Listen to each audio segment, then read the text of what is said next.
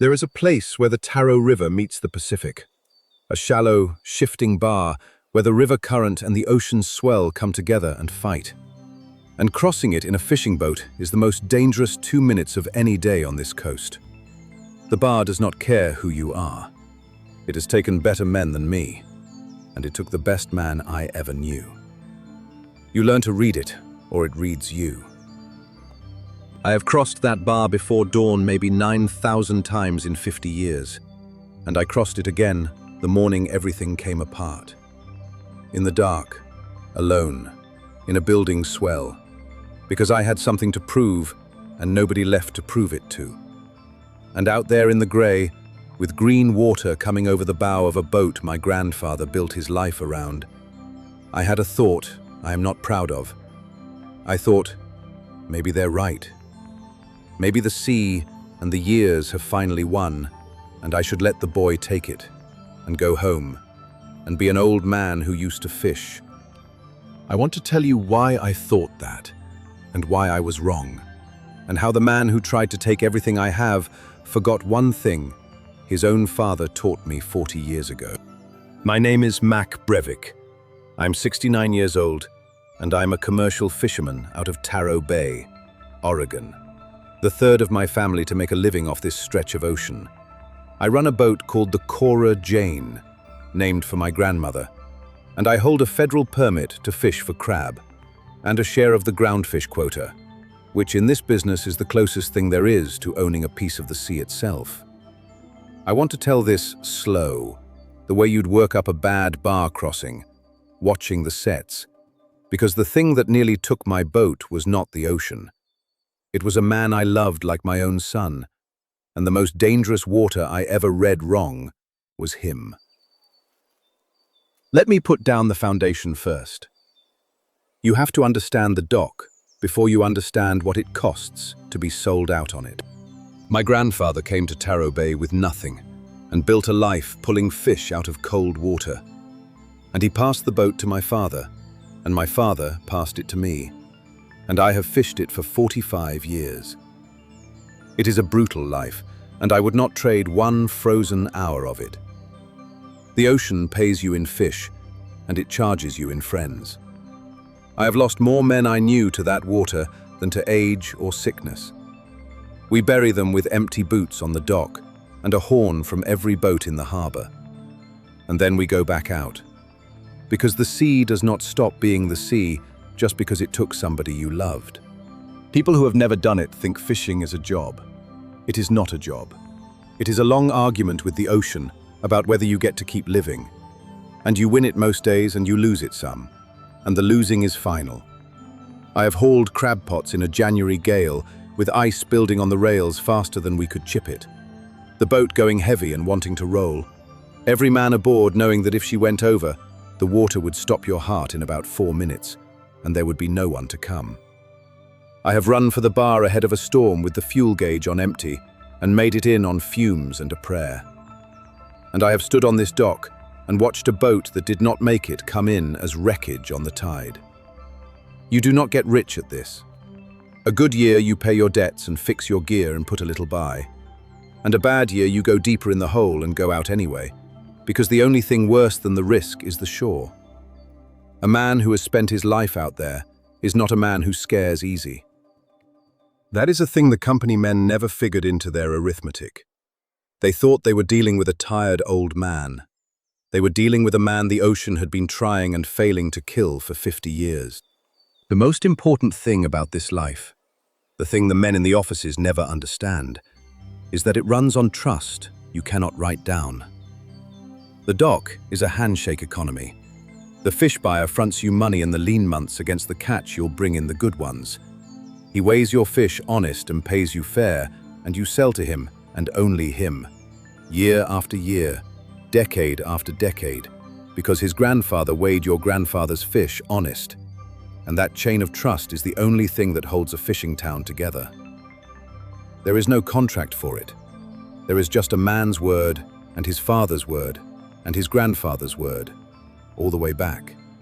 And out here, a man's word was supposed to be a thing the ocean itself couldn't break.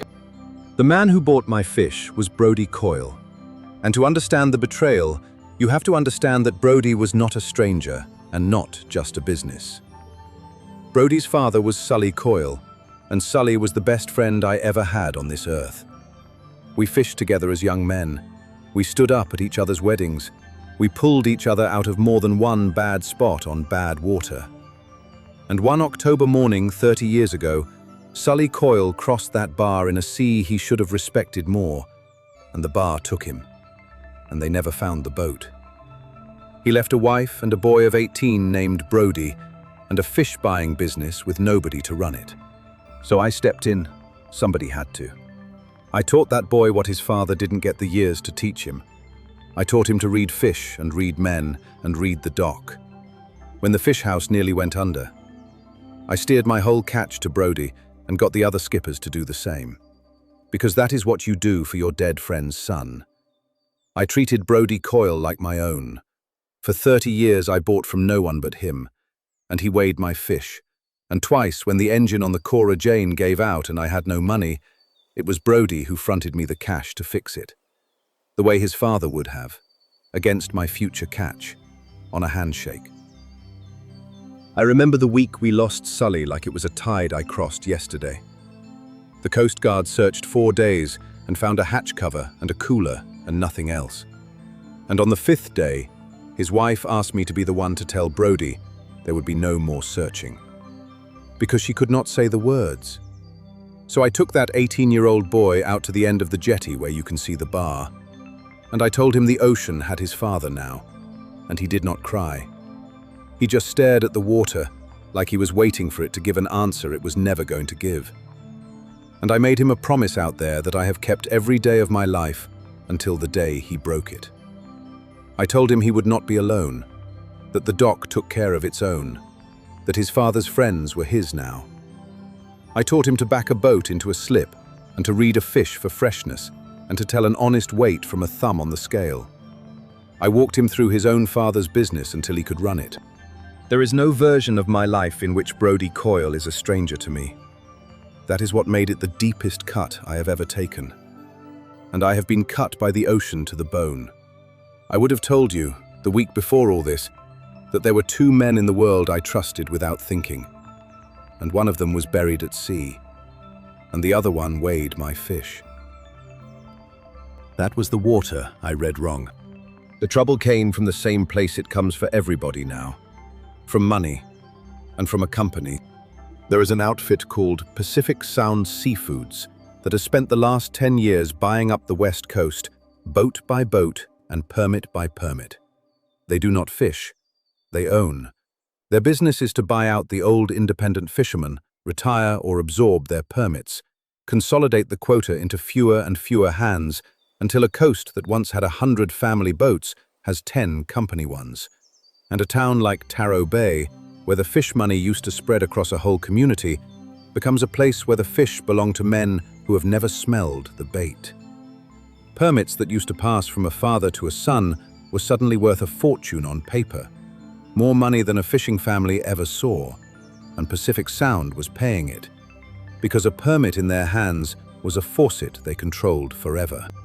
They had been picking off the Taro Bay fleet for 3 years, one old skipper at a time, tired, hurt, broke, taking the check and walking away. And every one that sold made it harder for the rest of us. Because the fewer independents there were, the more the whole thing tilted toward the company. I watched it happen to a man named Hollis Dunn, who had fished out of this bay 40 years, a good hand, a stubborn man. His wife got sick. The medical bills came like a second ocean, and Pacific Sound was there at exactly the right moment, with a check the size of a number Hollis had never seen. And he took it. And who could blame him? But I saw him a year later in the hardware store in town, a man who used to own his own piece of the sea, and he could not look me in the eye.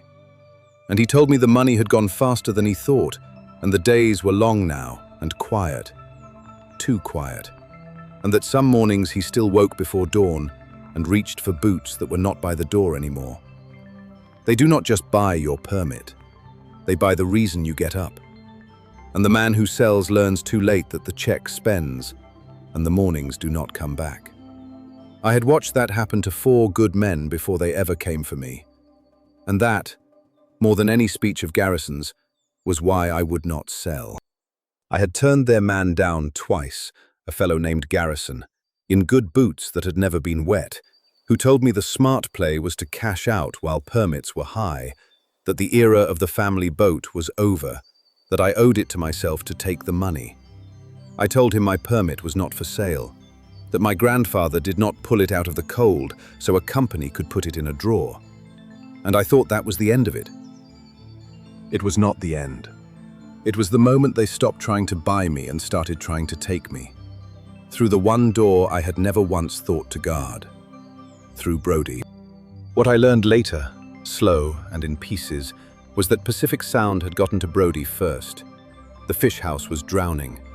An independent buyer cannot compete with a company that owns its own boats, and Brody was going under, quietly, the way men do. And Pacific Sound had offered him a way out. Become our agent, bring us the Taro Bay permits, one by one, and we will save your fish house and make you whole. They did not have to make Brody a villain. They made him a drowning man and handed him a rope, and the rope was tied to my boat. The way they came at me was the loan, those 2 engine rebuilds, the cash Brody had fronted me over the years against my catch, the handshake money. There was paper on it, the way there is now, even between friends. Paper I had signed without reading, because reading it would have felt like calling Sully Coyle's son a liar. And Brody, or the lawyers Pacific Sound put behind him, had been doing something to the books. My fish tickets, the records of every pound I delivered and every dollar I was owed against that debt, had been quietly altered in the fish house ledger. On Brody's books I was suddenly deep in default, owing far more than I knew, having delivered far less than I had. And a man in default on a loan secured by his boat and his permit can have his boat and his permit seized. That was the plan. Manufacture a default, foreclose on the Cora Jane and my permit as collateral, and hand the permit straight to Pacific Sound, which had been the point all along. And to grease it, Brody had been telling the dock and the regulators what they tell everyone, that old Mack was finally winding down, that it was a shame, that it was time. I found out the morning the seizure notice came, and I will not pretend I took it standing. It put me on the water alone in a bad sea, which is where this started. With green water over the bow, and an old man thinking maybe he should just let go. Because the cruelty of it was the trust. It was not just that they were taking my boat, it was that they were taking it with Brody's hand. The boy I raised, using the handshake I had given him because his father drowned, turning the deepest trust of my life into the knife. And when a man does the arithmetic at 69, alone, in a swell, with the one friend who'd understand, 30 years dead under that same water, the arithmetic gets very dark. I thought, I am one old man against a company and a courthouse, and a boy who knows where all my soft spots are. I thought, maybe it is time. Maybe the kindest thing is to take whatever they leave me and go home to be, and stop crossing this bar before I end up like Sully. I got the Cora Jane across that morning by reading the sets the way I have read them for 50 years, waiting for the lull between the big ones, running her through clean. And when I came into the calm of the bay, I was shaking, and not only from the cold. It had been closer than I let on to be when I got home. There is a rhythm to the swell, sets of big ones and then a lull, and you learn to count them and wait and run your boat through the flat water between. And a man who reads it wrong ends up where Sully ended up. That morning I had let the grief and the anger crowd my counting, and I started across half a beat too early. And a sea I had not given its due stood up green and heavy over the bow and buried the foredeck, and for one long second the Cora Jane did not come back up the way she should have. Then she shrugged the water off and rose, the good boat my grandfather chose, and carried me through. I had nearly given the bar the same opening I had spent 30 years warning everyone else not to give it. B did not say much when I came in, white and wet and quiet. She has been a fisherman's wife for 44 years, which means she has made her peace with that bar in a way I never asked of her, and never could have. And she put coffee in front of me and said only, "You are not going to let that boy and those office men do to you what the ocean never could." It was not a question. It was the truest order anyone has ever given me. And somewhere in that crossing, the fear had burned off, the way it does once your hands are busy. And what was left underneath it was clear and steady and old. I had read the bar right that morning. My hands were not gone. The sea had not won. And if my hands could still read the most dangerous water on this coast in the dark, then they could read one frightened man and the paper trail of one cooked set of books. I had only let myself believe otherwise, because grief is the worst kind of fog, and I had been steering by it instead of by what was actually there. So I came in, and I tied up, and I stopped being a tired old man and went back to being a fisherman, which means a man who survives by reading what is actually in front of him instead of what he is afraid of. I started where my dead friend told me to start, 40 years ago, though I did not understand at the time that he was handing me the thing that would one day save my life. When Sully Coyle was teaching me this business as a young man, before he was anybody's father, he told me one rule about the fish house, and it was this: always keep your own ticket. Every time you deliver, the buyer hands you a slip, a record of your poundage and your price, your copy of the truth. Sully said, "The day will come, maybe not with a man you trust, maybe with his son or the man who buys him out, when the only thing standing between you and a lie on a ledger is the slip in your own hand. So, you keep every one. You do not trust the other man's book. You keep your own." I had done it for 40 years out of habit and respect for a dead man, never once needing them. 40 years of yellow carbon slips. Every delivery I ever made, stuffed into coffee cans on a shelf in my net shed, going soft and faded, a thing B had asked me to throw out 100 times. I went out to that shed, and I pulled down the cans, and I sat on an upturned bucket until past dark, going through 40 years of my own truth. It is a strange thing to sit alone in a cold net shed that smells of salt and diesel and old rope, and hold your whole working life in your hands, a slip at a time. There were tickets in there from seasons I had forgotten, from boats long since sunk, in the handwriting of men long since drowned. There was Sully's own writing on the oldest ones, his careful block letters recording a young man's catch, the same hand that had written, somewhere in a notebook now lost, the rule that I was about to use to save myself from his son. I found my reading glasses and a flashlight, and I went through them by year, smoothing each soft slip flat on my knee. And the deeper I got into the cans, the steadier my hands became, because I could feel the lie coming apart. 40 years of carbon does not change its mind to suit a company's lawyer. 40 years of carbon says what it said the day it was written, and what it said was that I was an honest man who had been robbed on paper by a frightened one. And there it was. Every pound I had ever delivered to Coyle Fish Company, in my own slips, in Brody's own handwriting and his father's before him. And when I laid my slips against what Brody's altered ledger now claimed, the lie stood up off the page. The poundage did not match. The payments against my loan did not match. By my own tickets, kept in a coffee can on Sully's old advice, I was not in default at all. I was nearly square. The default they meant to seize my boat over did not exist. It had been written into a ledger by a frightened man and a company's lawyers, and the man who taught me to keep the slip that would unwrite it was the frightened man's own dead father. Then I went and got the other thing, the thing about the permit, because I am not a man who reads the law, but I know men who do. I had the harbour master's daughter, who is a lawyer in Newport now, look into what Pacific Sound could actually do with my permit if they ever got it. And she found what they were betting nobody on this dock knew, The federal permit I hold, like most in our fishery, carries an owner-operator rule. It is meant to keep exactly this from happening, to keep the fish in the hands of the people who actually go out on the water and not the companies who only own. A permit like mine cannot simply be transferred to an outfit like Pacific Sound that does not meet the rule. Even if they seized it from me, they could not lawfully hold it for the purpose they wanted it. The whole scheme, the cooked books, the seizure, the handoff, was built on a foundation that the rules of my own fishery would not allow. They were trying to take a thing they could not legally keep. I had the slips that proved there was no default. And I had the rule that proved the prize at the end was a mirage.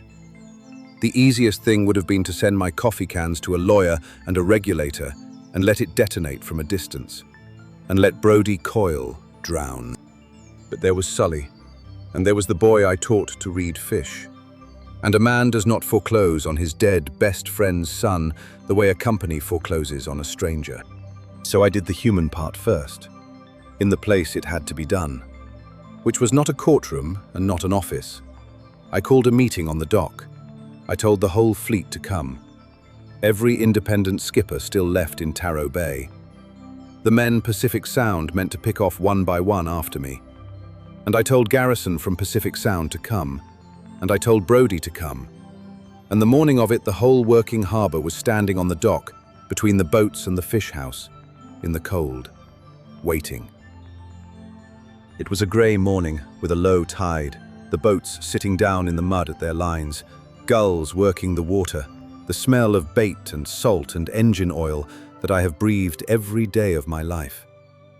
There were maybe 30 men there, and most of them had buried somebody to that bar, and most of them had been to Pacific Sound's office and been offered the check, and most of them had lain awake wondering how much longer they could hold out alone. They did not know yet why I had called them. Some of them, I could see, thought they had come to watch old Mack announce he was selling, the way the others had, and there was a kind of grief on their faces already, the grief of men watching the last dominoes start to lean. Garrison stood off to the side in his dry boots with a thin, patient smile, certain he was about to watch a formality. And Brody stood apart from everyone, by the door of his own fish house, unable to stand with the fleet and unable to stand with the company. Which is exactly where a man ends up when he has betrayed both. I let the cold and the quiet sit on them all for a moment.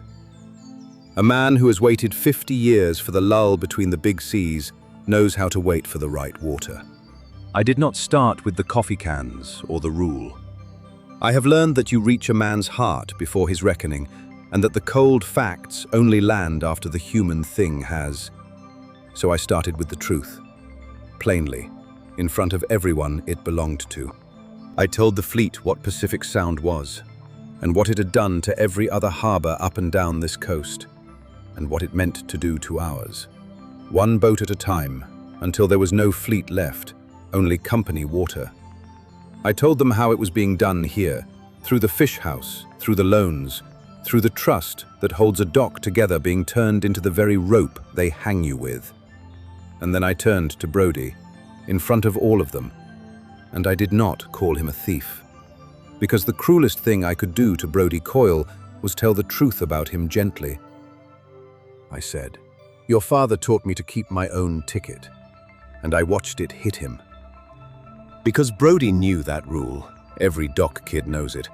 He knew his father had said it, and he understood, standing there, that the man he had tried to ruin had been armed against him 40 years ago by his own dead father. That the slip in my coffee can was Sully Coyle, reaching up out of the water that took him to put his hand on his son's shoulder and say, "Not him, son. Not this man. Not this way." Brody Coyle did not rage, and he did not run.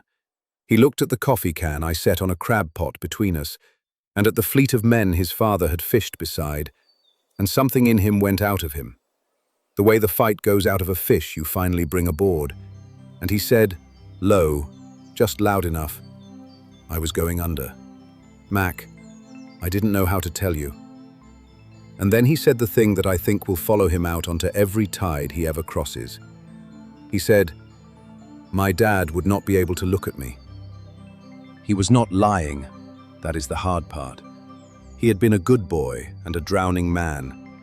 And Pacific Sound had found him at the bottom of his own grief and his own failure and handed him a rope. And he had grabbed it without letting himself see whose throat it would go around. He had betrayed me, and the dock, and the rule, and most of all his own father.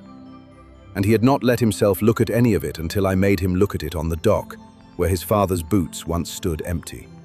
I have hauled a lot of things up out of cold water in 50 years, and I know what it looks like when something that has been fighting the line finally gives and comes to the surface. That is what happened to Brodie Coyle on the dock that morning.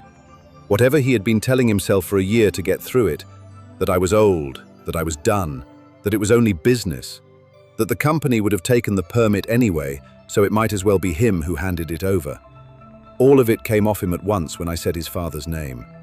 And what was left standing there was just the boy I taught to back a boat, ashamed in front of the whole harbour, holding nothing. I did not enjoy it. There is a kind of man who would have, and I have spent my whole life trying not to become him. And I was not going to let Brodie Coyle be the one who finally turned me into him. Then I let the cold part land, for Garrison, because the fleet needed to see it die. I held up my own tickets, and I laid the truth of the ledger out, so every skipper there understood the books had been cooked. And I told Garrison, plainly, in front of his marks, that even if the seizure had worked, the permit could never lawfully have come to Pacific Sound.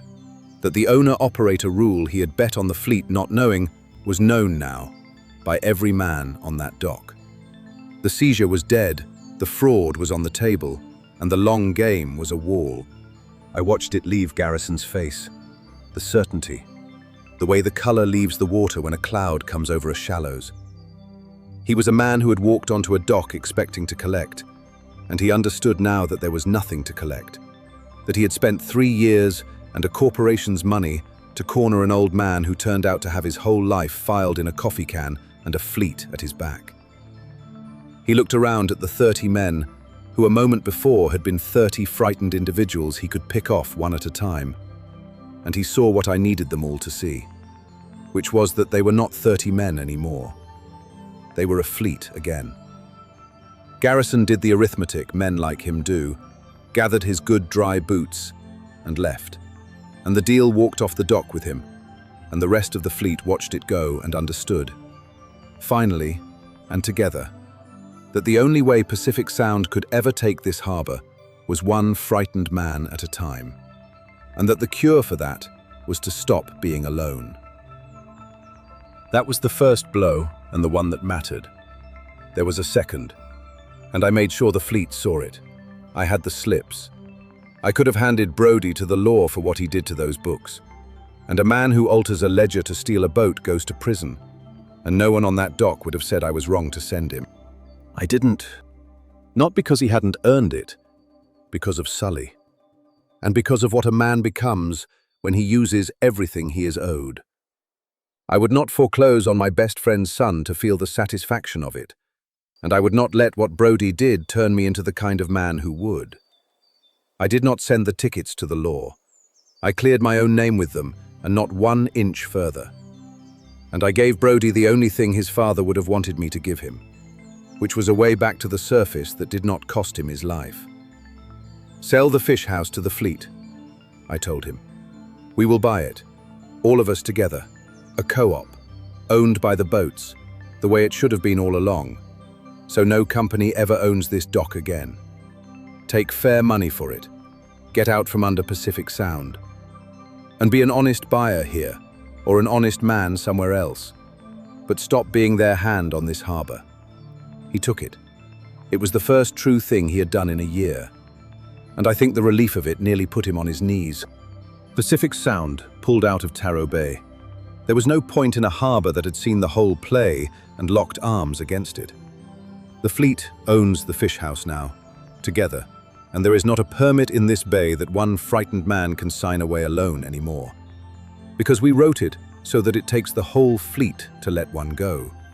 We turned the thing they used against us, the trust of the dock, back into the thing that protects us, by making it a wall instead of a single unguarded door. A company can buy one tired man on a bad morning. It cannot buy a whole harbor that has decided to hold the line together. And that, in the end, was the only thing they truly could not afford. I still hold my permit, my grandfather's permit, my father's, mine. My own kids took the land instead of the water, which I do not hold against them. The sea is a hard thing to ask of anybody. So one day I will sell it, the way a man should, to a young Taro Bay deckhand who actually goes out on the water, at a price a fisherman can pay and not the fortune a company would. So it stays in the fleet and out of the drawer. There is a young man named Petey who reels in my lines now and reads the water better at 20 than I did at 30. It will likely be his, but not yet. I am not done. I still cross the bar before dawn.